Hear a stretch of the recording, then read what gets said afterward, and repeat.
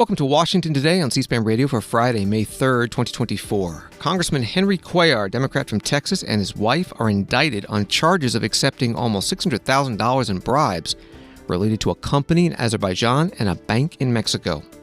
The May jobs report from the Labor Department is out. The U.S. economy adding 175,000 jobs.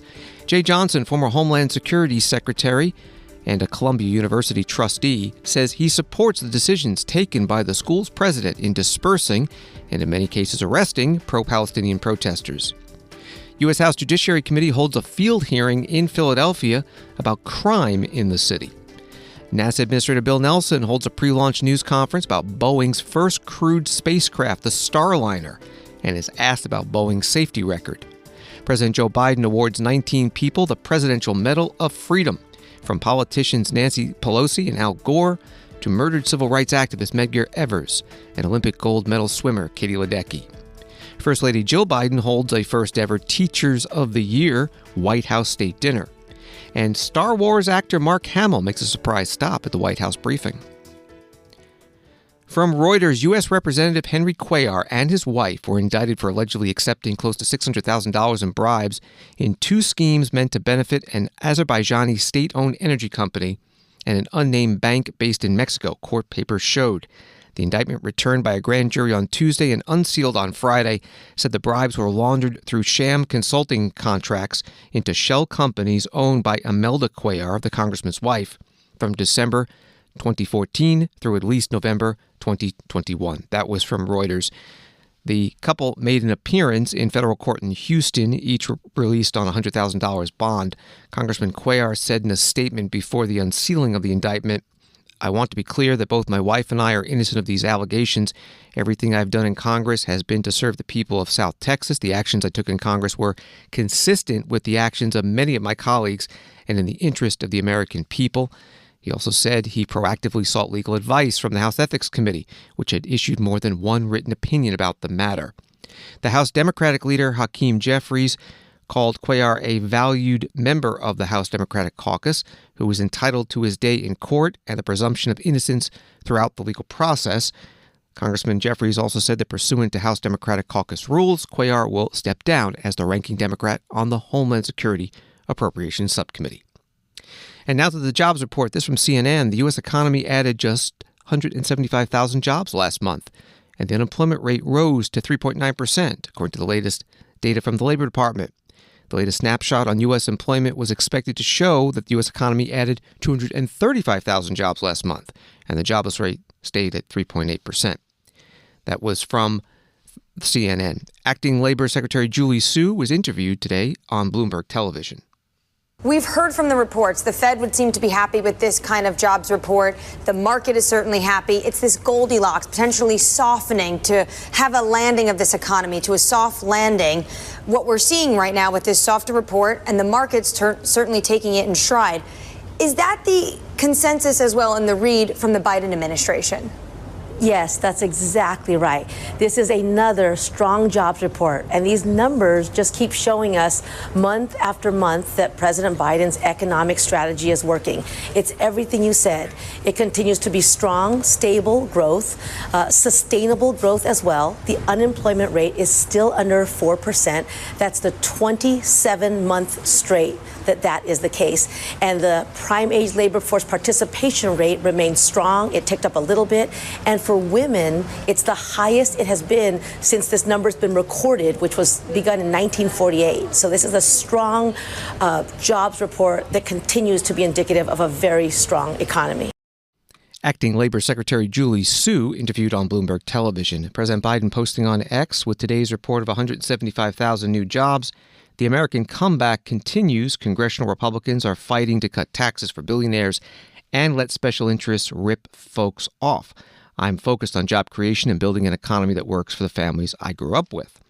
Senator Rick Scott, Republican from Florida, posting on X, more people are working multiple jobs and still struggling to get by because of the double punch of Biden's bad job market and inflation that's up more than 19% since he took office. The sooner Biden admits his failures and reverses course, the better. Former President Donald Trump, the expected Republican presidential nominee running against Joe Biden, the expected Democratic presidential nominee this year, spoke to reporters outside the courtroom in New York City, where he is attending his hush money criminal trial. They've asked me to speak a little bit about the job numbers, and the job numbers just came out, and they're horrible. And I say that not happily, I say that very unhappily. But the numbers are horrible. It's just these people are destroying our country. Here's another sign of it. So as you probably know, before I did, the job numbers came out. They're really, really low, really bad. Our economy's bad, and now it's starting to show. So you'll see, and it'll only get worse. It'll only get worse. We're only going one way with the so-called leadership. There is no leadership. Donald Trump outside the courtroom in New York City after he spoke about a few other subjects.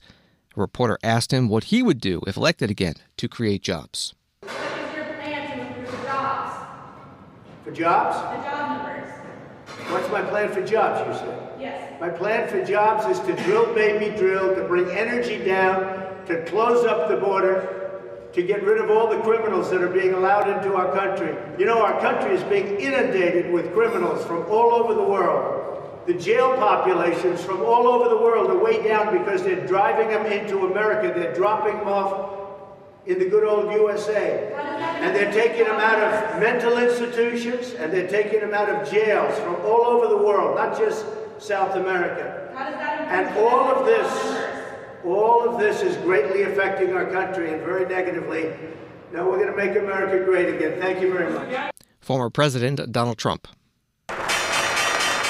Wall Street today, the Dow up 450, NASDAQ up 315, S&P up 63.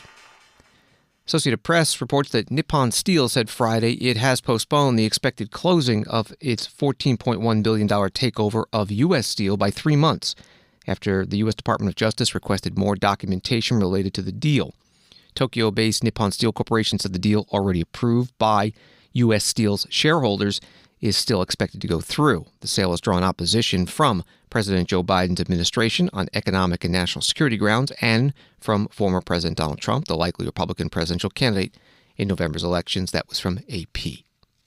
From the New York Times, protests against the war in Gaza were more muted at many American campuses on Friday after crackdowns earlier this week, though there were some new arrests, including in New York. And the University of Chicago, considered a leader in student expression by many, signaled that it might be reaching its limit with demonstrators.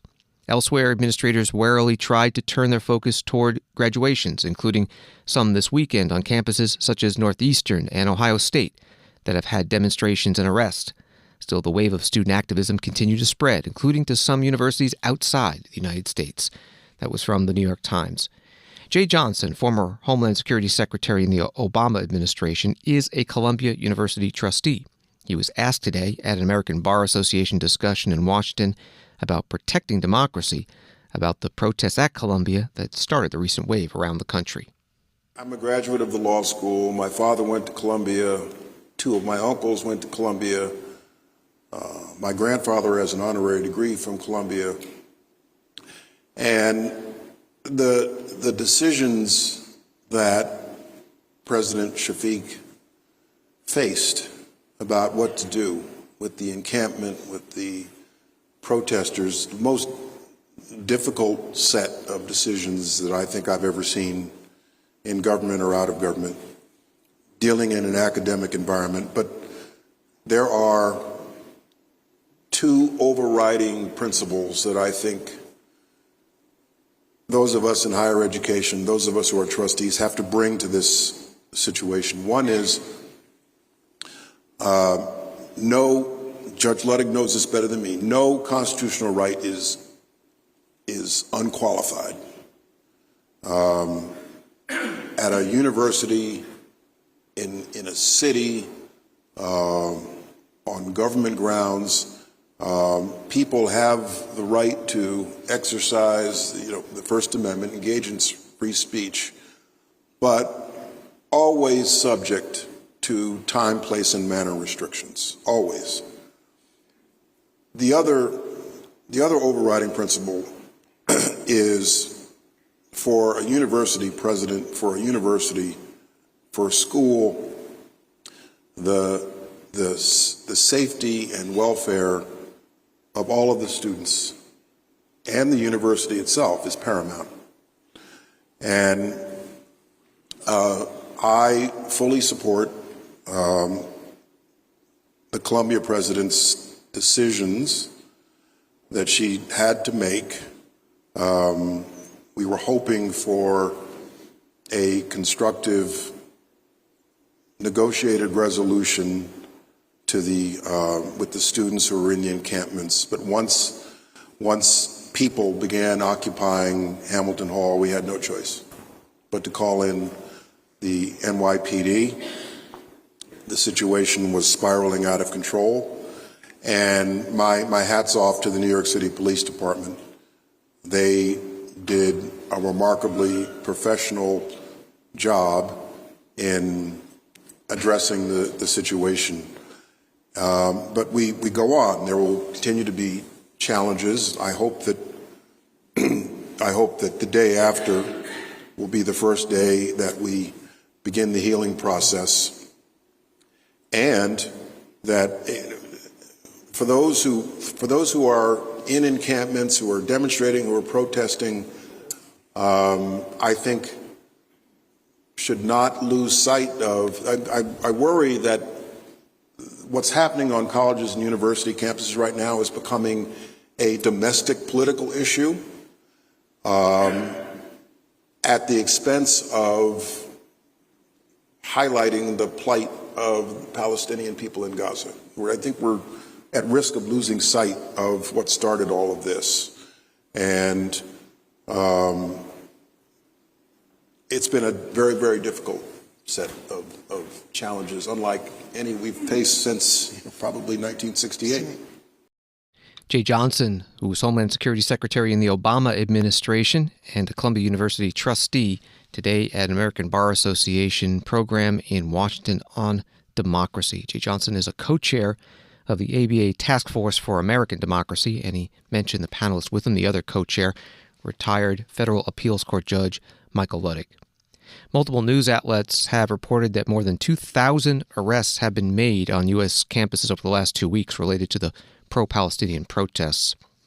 Story from CNN today, Congressman James Clyburn, Democratic congressman from South Carolina, expressed concerns about how the college campus protests across the country could impact President Joe Biden's second-term presidential run, agreeing with Senator Bernie Sanders of Vermont, who warned that Biden's stance over Israel's war on Gaza may have alienated young voters. Both Democrats drew a parallel between the current protests and those that occurred during the presidency of Lyndon B. Johnson in the late 1960s, when American students protested against the Vietnam War.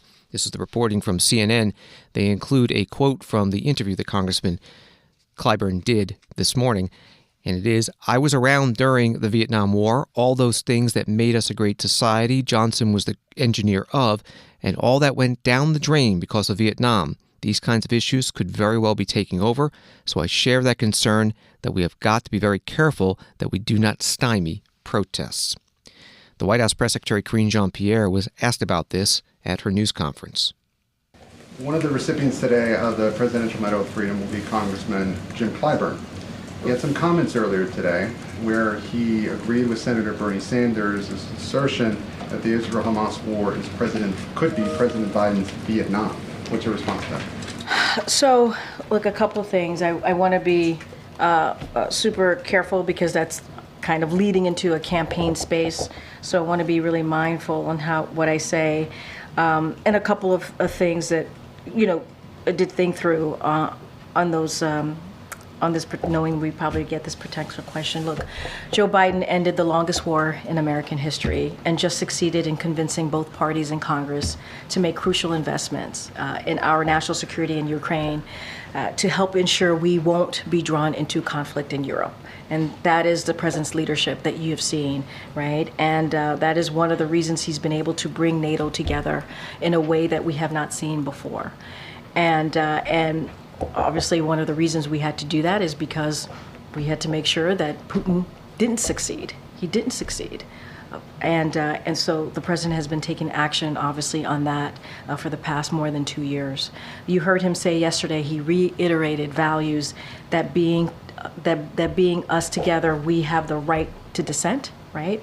But it must be peaceful it must be peaceful, and anti-Semitism is horrid. It is hate speech, and we should treat it as hate speech. And there is overwhelming support for his agenda, whether it's having, rich special interests pay their fair share. If you think about what the president's been fighting for, especially dealing with Congress, making sure that the billionaires and corporations pay their fair share, and making sure that we're building an economy that helps everyone, that doesn't leave anyone behind. And so you've heard him talk about that, beating big pharma, lowering healthcare costs, making sure that we move forward with his student debt relief. And so those are things that the president and those agendas are incredibly popular. And so he's going to continue to do that work. And obviously, Congressman Clyburn is someone that he truly respects. We all respect, and so just want to be mindful, because it's connected to a campaign-related question. But this is a president who has taken action to make sure that he does everything on behalf of, that's right, whether it's national security or moving forward with domestic policies that the American people want us to move forward on. So the White House disagrees with that characterization? Look, I think I just laid out what we believe we have been able to accomplish here in the more than 3 years in this administration. I think they have their opinions, and they're allowed to their opinions, and we respect what their opinions on this. White House Press Secretary Karine Jean-Pierre at her news conference in the White House briefing room. This is Washington Today. From the Washington Times, the mother of American reporter Austin Tice told a congressional panel on Tuesday that she is convinced her son is still alive, nearly 12 years after he was abducted in Syria at a checkpoint in a contested area west of Damascus. Deborah Tice told members of the House Foreign Affairs Committee that her information about her son's status isn't just wishful mom talk. She said, "Austin is alive and no doubt eager to walk free. It would not be prudent for me to share the source." The Times article continues that Mr. Tice, an award-winning journalist and former U.S. Marine Corps officer, was among 8 Americans detained abroad who were represented on the panel by family members or supporters at a special congressional event Tuesday. At least 50 Americans are believed to be held hostage by hostile governments like Syria or Russia, officials said, reporting from the Washington Times. Deborah Tice today was interviewed at the National Press Club by its president, Emily Wilkins, a CNBC correspondent. And one question was about a bill that recently passed the House of Representatives. I think there's one interesting piece of legislation. It didn't get a lot of attention. It wasn't one of those big bills that everyone fought over. H.R. 3202, the Assad Regime Anti-Normalization Act of 2023. It has already passed the House. It is now gone over to the Senate. Deborah, can you talk a little bit about this bill and what its passage could mean for Austin? Okay, yes, I can. I was in a roundtable before the House Foreign Affairs Committee this week, talking specifically about this bill and how it affects Austin. And this is, the thing is, this bill is a really hateful bill. It even has a hateful title that talks about something like against the Assad regime in Syria or something, a title like that. And what it calls for is no engagement by the United States government, no engagement by businesses doing business in America, and no engagement by our allies. That is entirely ridiculous. And the impact on Austin by his government would be a life sentence. If we cannot engage, we cannot bring Austin home. And so I want to talk about who is behind this bill and how did this bill get approved on the floor with suspended rules. 389 representatives signed on to this bill. Those that have been asked to talk about what the bill is and what it's about don't know. They can't tell me what they signed for. They just knew, here's this bill. I'm going to see my constituents in 2 days. Want to get a long list of bills completed. That's how that happened. So the real power behind the bill is the U.S.-based Syrian opposition lobby. This lobby is trying to keep alive a civil war that is 13 years old and is over. Deborah Tice, mother of reporter Austin Tice, who is being held hostage in Syria now a dozen years, speaking today at the National Press Club. That bill that she talked about was debated on the House floor on February 13th. One supporter, Congresswoman Kathy Manning, Democrat from North Carolina. It is with deep sadness that I note that it has been over 13 years since the Syrian people first rose up for their basic rights and have subsequently endured brutal assaults by Assad's Russian and Iranian-backed military year after year. The Assad regime has unceasingly engaged in a campaign of violence against the Syrian people, committing what has amounted to countless war crimes and the most egregious violations of international humanitarian law. As we consider this bill today, it's critical we acknowledge that the war has resulted in the deaths of over 600,000 Syrians and more than 8 million displaced. The regime continues to regularly target hospitals, schools, and neighborhoods, and hundreds of thousands of Syrians face bleak prospects for the future.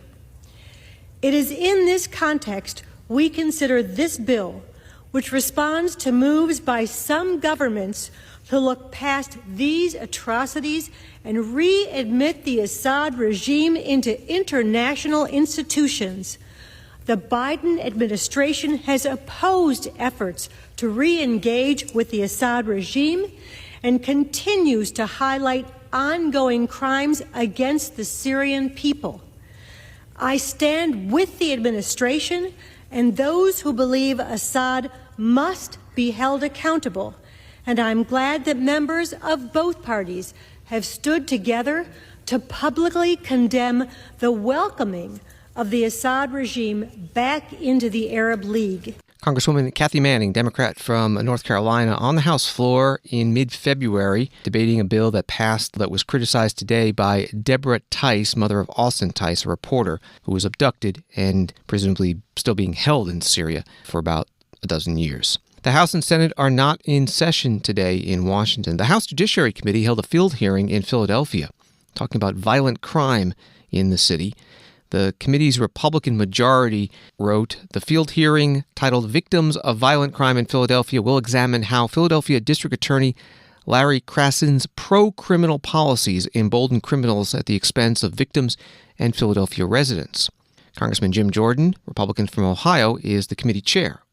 When you don't prosecute bad guys, you shouldn't be surprised that you get more crime.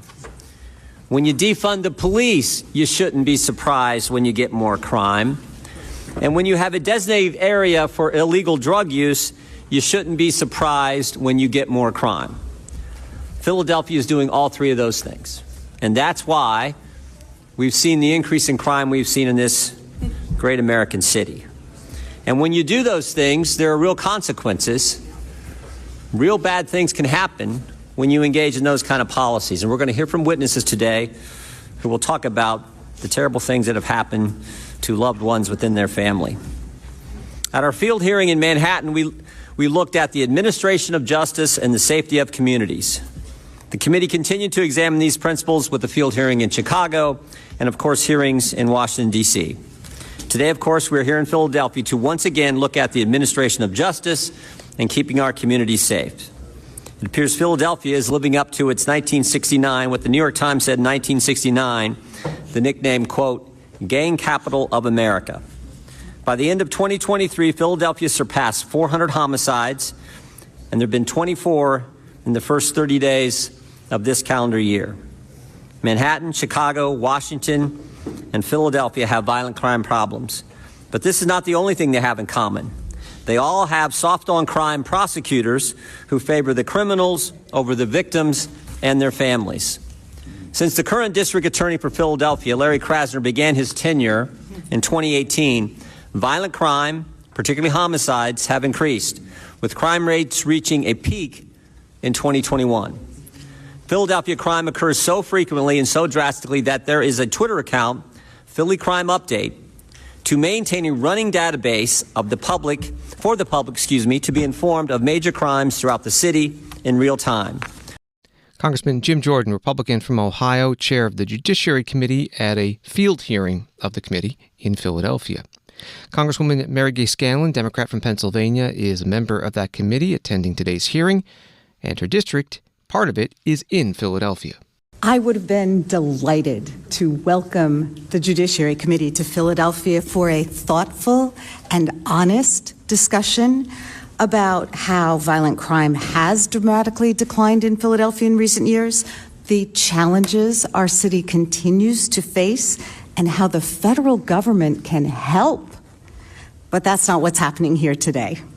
Chairman Jordan has not convened the House Judiciary Committee in the city of brotherly love and sisterly affection to explore how Congress can help to reduce violent crime in Philadelphia or anywhere else.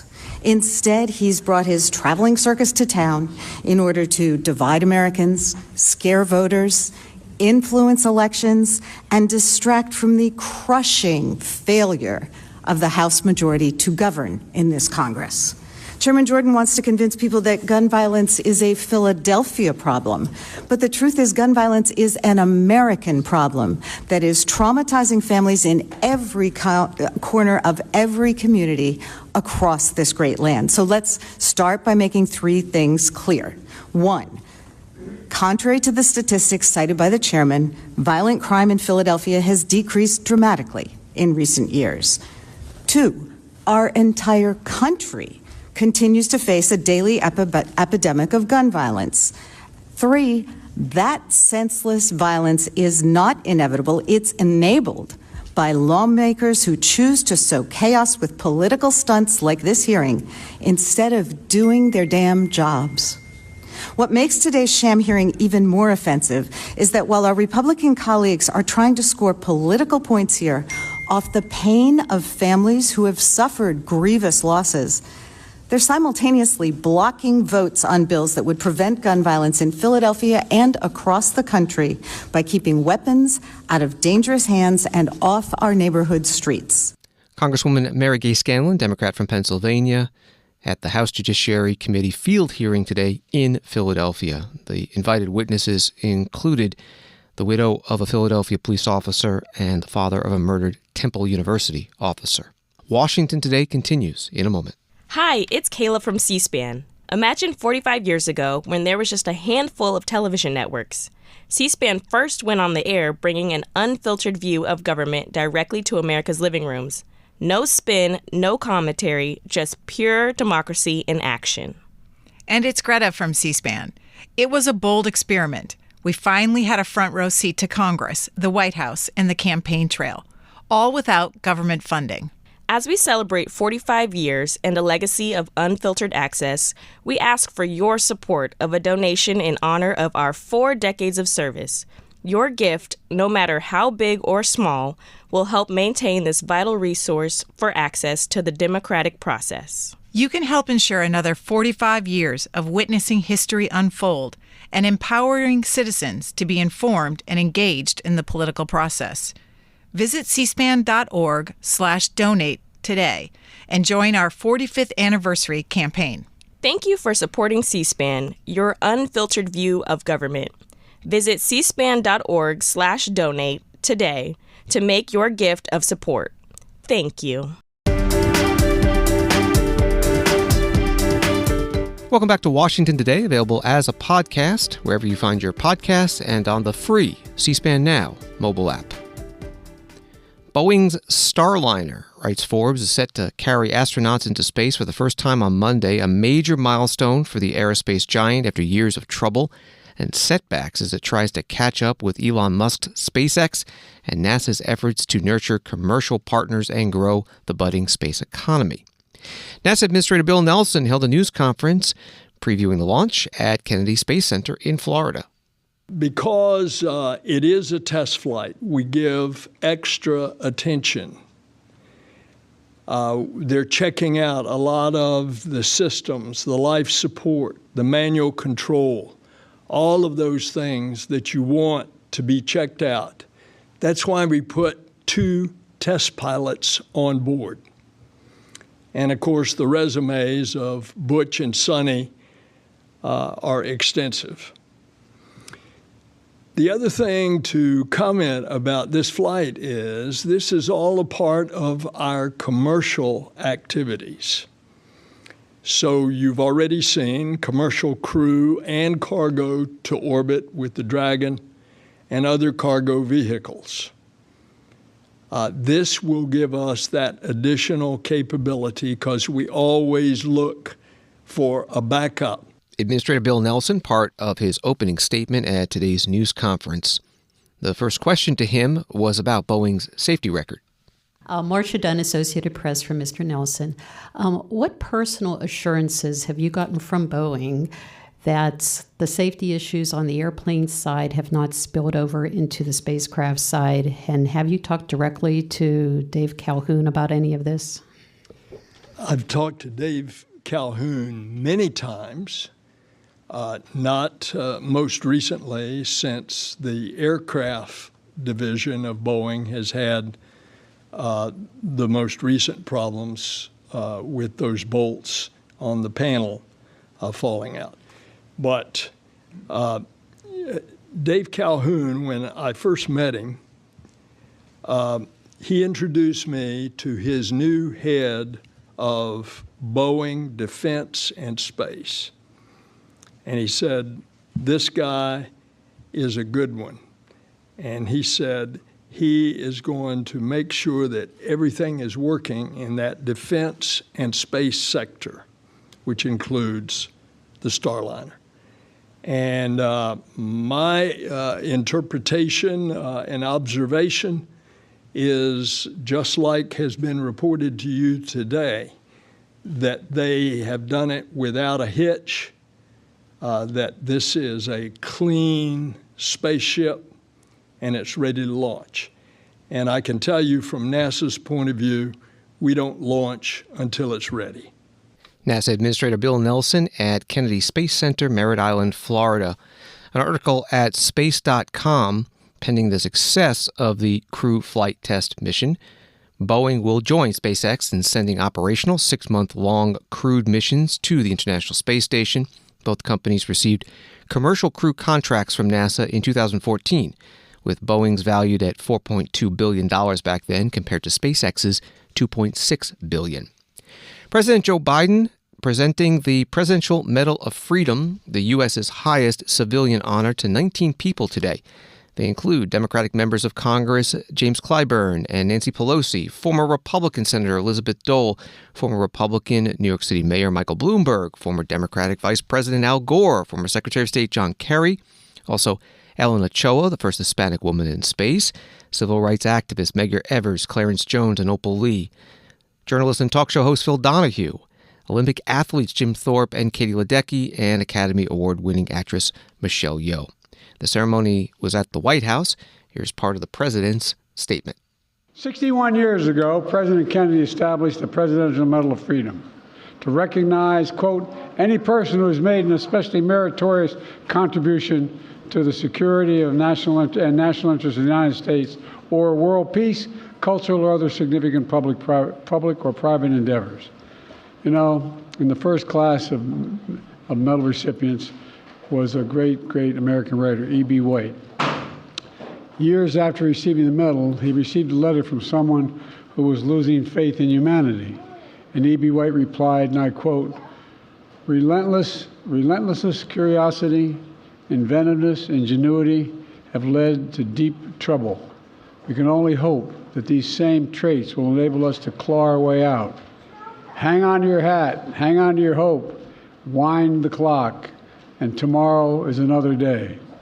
Today we have another extraordinary honor to bestow on the nation's highest civilian honors of 19 incredible people whose relentless curiosity, inventiveness, ingenuity, and hope have kept faith in a better tomorrow. You know, we see that faith in Father Greg Boyle, who has changed countless lives and pastor of a disadvantaged Catholic parish in Los Angeles. Father, you through your pioneering gang intervention programs, you know, I always kid. I was taught by the Norbertines in a public school. Well, you know, they always were worried we were going to go to Jesuit colleges because they said, you guys are too liberal. Thank God for the Jebbies. Thank God.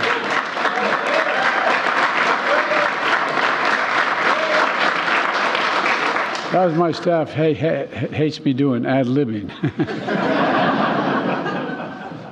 Your service as a Jesuit priest over 4 decades reminds us of the power of redemption, rehabilitation, and our obligation to those who have been condemned or counted out. Thank you, Father Grave, for your amazing grace. Thank you.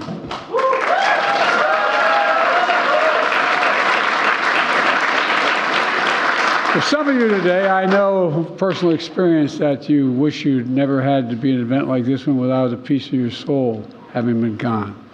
Judy Shepard. It's been 25 years, Judy, since we last spoke of your beloved Matthew. Your husband Dennis is here today as well. The brutal murder of your son galvanized the movement into a law in his name to protect LGBTQ Americans. Your relentless advocacy is a reminder that we must give hate no safe harbor and that we can turn it into purpose and that pain you follow into significant purpose. You've done just that. Thank you. President Joe Biden at the White House presenting the Presidential Medal of Freedom to 19 individuals. You heard him talk about just 2 of them. You'll be able to find the video of the full ceremony at our video library, cspan.org.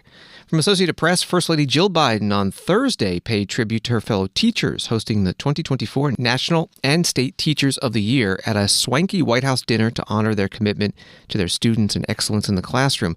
The National and State Teachers of the Year typically attend a White House ceremony after they're selected by an organization that represents elementary and secondary school educators. But Jill Biden, who has taught English and writing at Northern Virginia Community College since 2009, added a new twist by honoring the teachers at a state dinner instead. That was from Associated Press. Here's the First Lady. You look at your students and don't just see who they are today. You see all the possibility of tomorrow. You help them find that light within themselves. And that light lives on in all of you. Tonight, as I look out at the glow of all these candles, you all shine so brightly. This room represents potential, the glittering hope ahead, what we give to the next generation. When I was a little girl, my grandmother would take me to school with her. And it was a one-room schoolhouse in a small town in South Jersey. She loved her work, and her students loved her in return. And she used to call her students to class with a big brass bell. Yes, it was that long ago. So when she died, she didn't leave behind a giant estate. But what I inherited from her, what I still have that till today, is that bell. And sometimes I think about the way her legacy resonated into the world like, waves of sound, changing those who heard its ring. I think of every student she taught and wonder, what amazing things they grew up to do. Perhaps they are public servants working to make our communities a little stronger or a little fairer. Perhaps they are doctors saving lives, or architects building cities, or scientists working to solve our global challenges. And of course, there's at least one teacher. Today, all of you ring your own bell, pulling each person you teach into a harmony that never ends. Right now, someone out there is a better thinker because of you. First Lady Jill Biden Thursday night at the Teachers of the Year State Dinner at the White House, the first time ever this has been done. The Council of Chief State School Officers oversees the National Teacher of the Year program, And the 2024 National Teacher of the Year is Missy Testerman, who teaches English as a second language at Rogersville City School in Rogersville, Tennessee. Story from NPR, Star Wars actor Mark Hamill made a surprise appearance in the White House press briefing on Friday, telling reporters he had just come from the Oval Office, though the purpose of his visit was unclear. Hamill is best known for playing Luke Skywalker in the Star Wars movie franchise, but he has also become known for his social media posts praising Biden and panning former President Donald Trump. That was from NPR. Here's a bit of what happened. How many of you had Mark Hamill will lead the press briefing on your bingo card? Hands? Yeah, me either. And look, I just got to meet the president. He gave me these aviator glasses. I love the merch. Love it all. But listen, I just wanted to say I was honored to be asked to come to the White House to meet the president, the most legislatively successful president in my lifetime. And, you know, I don't have to go through the list, the bipartisan infrastructure law, the PACT Act, the CHIPS Act, all of that, inflation, 15 million jobs. Look, it's all good. I mean, I was really thrilled to meet the entire staff because, you know, it's not just one person. It's like a composite endeavor. And all these people, my goodness, you know, I mean, I have no idea. I had no idea just what went into what is on his plate on a daily basis. So that's pretty much it. I'm open to questions, although no Star Wars questions, please. But I want to say once again how grateful I am, and it just shows you that one person can be so influential and so positive in our lives. And again, thank you so much. And Peter Baker, I loved your book. Yes. Wow. Thank you, Mark Hamill, for being here. What did you ask? What did you talk about with the president? Well, first of all, I only expected to be there for like 5 minutes. He showed us all these photographs, and you know, it was really amazing to me because, you know, I was invited to the Carter White House, and I came, and then I came to the Obama White House. But I never was invited into the Oval Office, and it was a large gathering. So this one was really extra special. All right, sir. So, yes. Can Biden bring up Star Wars too, sir? Well, you know, I called him Mr. President. He said, you can call me Joe. And I said, can I call you Joe B-1 Kenobi? And he liked that. But listen, I'm not really here to dominate. I have to turn it back over to our wonderful Press Secretary Karine Jean-Pierre. So thank you all so much. Thank you. All right, thank you. Thank you. Okay. Thank you so much for being here. I gotta get those shades. Actor Mark Hamill, best known for playing Luke Skywalker in the Star Wars movies, today in the White House briefing room. Washington Examiner reporting on this, writing that Hamill claimed his expectation was to be with the president for 5 minutes, but he was given an exclusive look at Biden's photos and met his staff. The actor did not mention any discussion about policies.